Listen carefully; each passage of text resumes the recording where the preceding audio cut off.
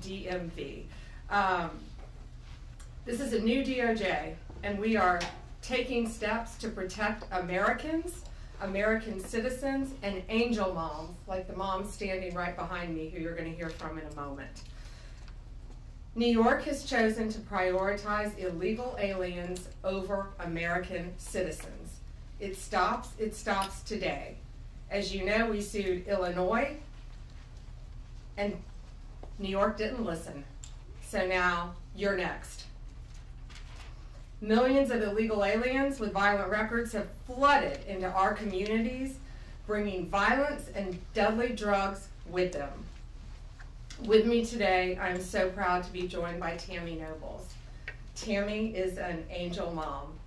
Her beautiful daughter, Kayla Hamilton, was murdered by an MS-13 member in 2022. Kayla had just turned 20 years old, and she was raped and murdered by someone who should not have been in our country. Yet, he was released, flown to Maryland, where he committed this violent murder. I just want you to hear from, Tammy. Tammy represents not only herself and her family, but all of the great angel moms around this country who have suffered because of what the Biden administration did, and it is over.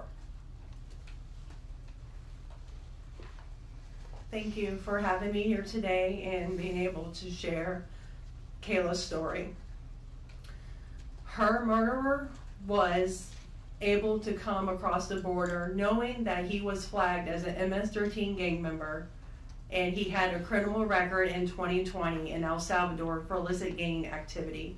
He came over as an unoccupied alien child, saying that he was afraid of gang activity in his country.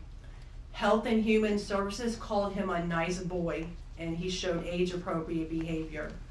That fell so wrong when he murdered my daughter.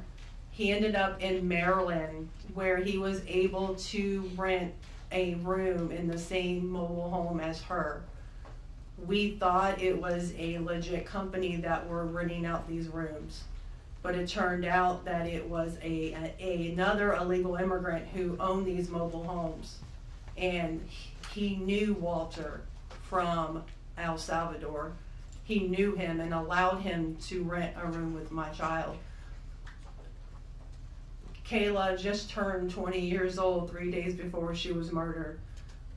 Her murderer was only living there for 5 days before he viciously strangled her, raped her, and left her on the floor like trash and robbed her of $6.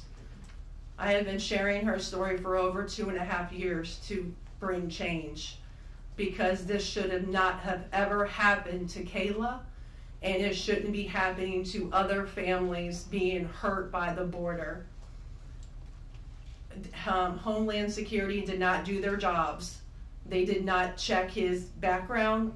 You know, they did say that he was processed. So if they processed him, they knew that he was a gang member and still allowed him here. Health and Human Services did not verify the sponsor and allowed him to go with a sponsor that they don't even know if it was his cousin or his aunt. And he was able to leave the sponsor's house to go live wherever he wanted.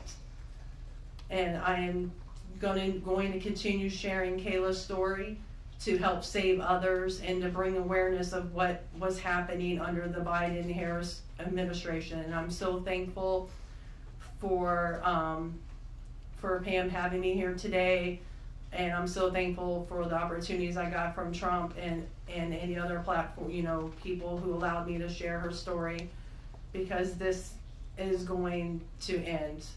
No other parent should suffer by having their child murdered by somebody that shouldn't be here.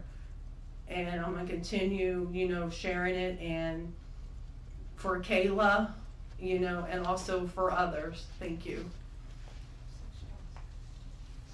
And it's my understanding that he also admitted to other murders, correct? Multiple murders. He wrote a letter and he was intercepted in jail, that he committed 4 murders and 2 rapes. And that's who we were letting walk into our country. And that's why President Trump has directed this to stop. And if you don't comply with federal law, we will hold you accountable. We did it to Illinois, strike 1. Strike 2 is New York.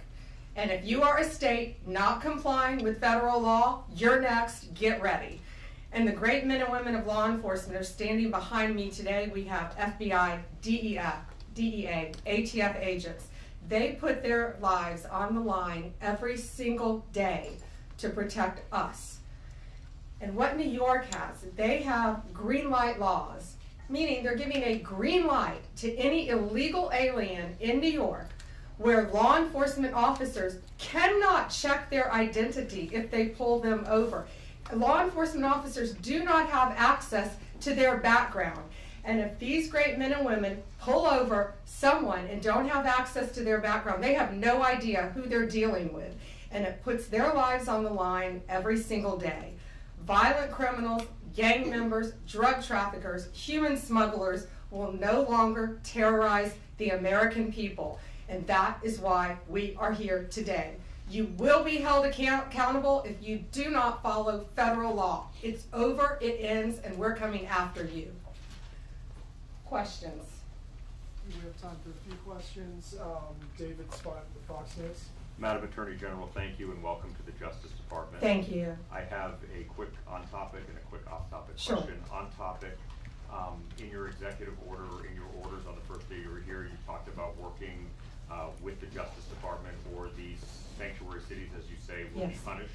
Today you're putting people on notice.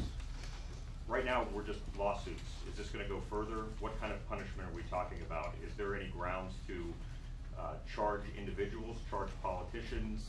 How far is this going to go?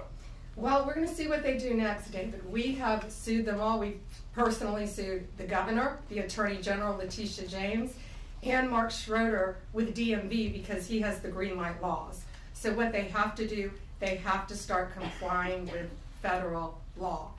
If they don't, we're going to appeal it, and we will win. They have to comply with federal law. Did you have a second question? I did have a second off-topic question in this regard to the judiciary. Today, Elon Musk, who has enormous influence in the Trump administration, posted on X, quote, "There needs to be an immediate wave of judicial impeachments, not just one." As the Attorney General of the United States, how do you respond to that? Shouldn't the process work out in the courts before we talk about judicial impeachments? I mean, these are just TROs now at this time. Shouldn't these just play out? Yeah, I haven't seen Elon Musk tweet. He is a friend of mine. He is a great man. I think he's very frustrated with what's happening in our federal government. You know, at USAID alone, they're giving out billions of dollars that should not be distributed. We're going to back him up. You know, we work our whole lives in this country, and we all pay taxes in this country. And for people to find out that $2 million is going to Guatemala for sex changes is outrageous. And we're going to back up Elon Musk every way we can. That includes lawsuits against these people who are doing that, and we will be successful. Do you have concerns about judicial impeachments? That's not going to happen now. We're going to look at everything. We're going to follow the law right now. We're going to follow the process. These are federal judges with lifetime appointments, but they will be struck down ultimately by the Supreme Court of the United States if the appellate courts don't follow the law as well. Lana Richard with the AP. Hi. Hi. Thanks so much. I also have an on-topic and an off-topic. Sure. First of all, can you just briefly walk us through what the legal claims are you're making in this lawsuit? Yeah, absolutely. So the green light laws are that this is what the green light law says. It's a green light to illegal immigration, which says they can comply. That law is unconstitutional. They can't do that. And what they've done is they have a tip-off provision that requires New York's DMV commissioner to promptly inform any illegal alien when a federal immigration agency has requested their information. So think about the men and women in law enforcement behind me. That's basically, that's not basic, it's tipping off an illegal alien, and it's unconstitutional. And that's why we filed this lawsuit, and that's why we charged Mark Schroeder too, because he runs DMV. Oh, I'm sorry, you had a second question. Yeah, my off-topic question. I wanted to ask about Mayor Eric Yes. Adams' case. As of at least a few moments ago, SDNY still has not dropped that case. Have you or other DOJ leadership spoken to the acting U.S. Attorney in SDNY since the memo was sent earlier this week? And what will you do if she refuses to drop the case? I have not spoken to her. I know our acting DAG, Emil Bove, has spoken to her, and Chad Mizell may have spoken to her, but that case should be dropped. It was done at the directive of Emil, so that case should be dropped. I did not know that it had not been dropped yet, but I will certainly look into that. Reagan, Daily Caller. Hi, how are you? Tom Homan suggested this week that someone from within the FBI may be leaking information about the ICE raids and that such could be putting officers' lives at risk. Has the DOJ gotten any closer to determining if these leaks are coming from within the FBI? And what will the consequences be if they can identify the leakers from the FBI? Excuse me. Well, first, I can't talk about anything that is ongoing, and that is ongoing. And it's really for the similar reasons of what I said earlier. The great men and women in law enforcement standing behind me today, they must be protected. And anytime anyone leaks or tips off anything regarding a pending investigation, that jeopardizes lives. You're telling a bad guy what's about to happen.